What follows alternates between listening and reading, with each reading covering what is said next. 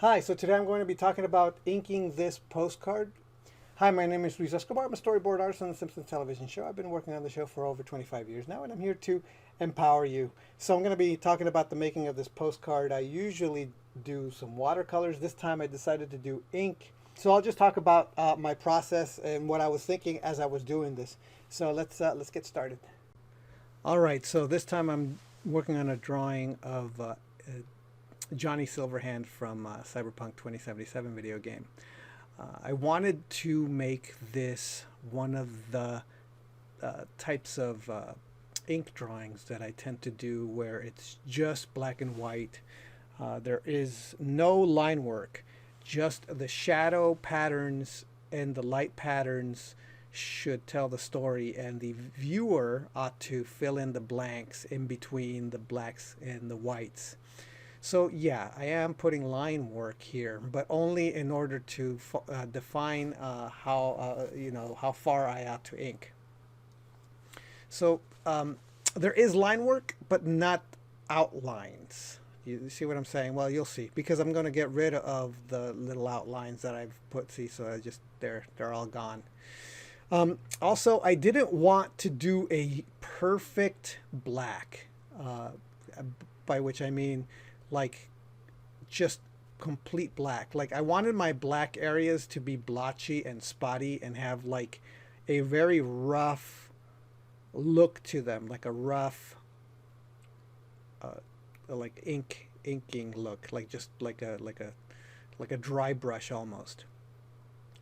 I'm using a Pentel brush pen to do this. I switched pens. I don't know if you noticed, but I switched pens midway through. One of them has is one of my Pentel brush pens is very fine and precise, and the other ones that I've bought have never been that precise. So what I tend to do with the other ones is I use them purely to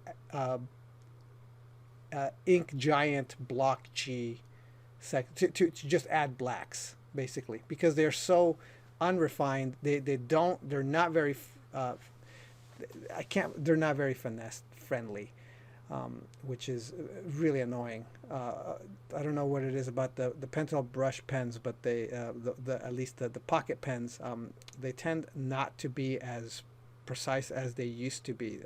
I don't know why that happened, but only one of them is really good at precision inking. But I'm just creating black and white patterns here. So just filling it. And notice also that I am not changing the strokes. They're up and down. The whole time I'm just doing up and down.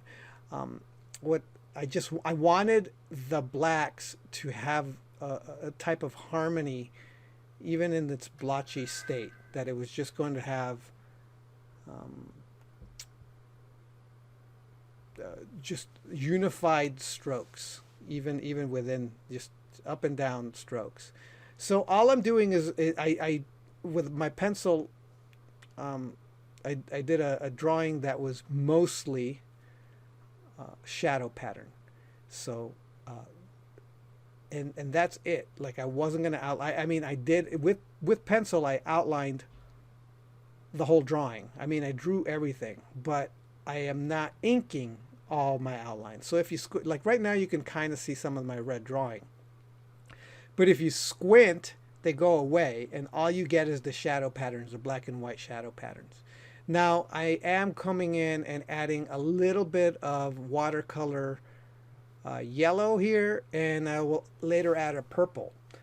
Just because Cyberpunk 2077 artwork tends to have yellows and purples, and I thought that it would fit thematically.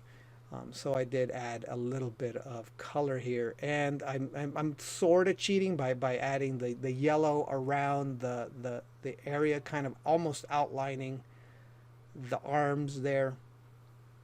But I thought it would be okay to do that. I didn't break my rule all that much.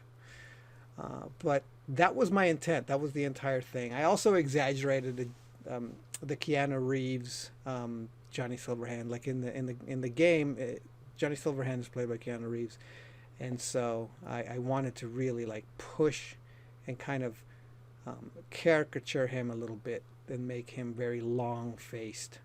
And now I'm just trying to get rid of as much evidence of my pencil drawing as I possibly can, so that it just reads as light and shadow.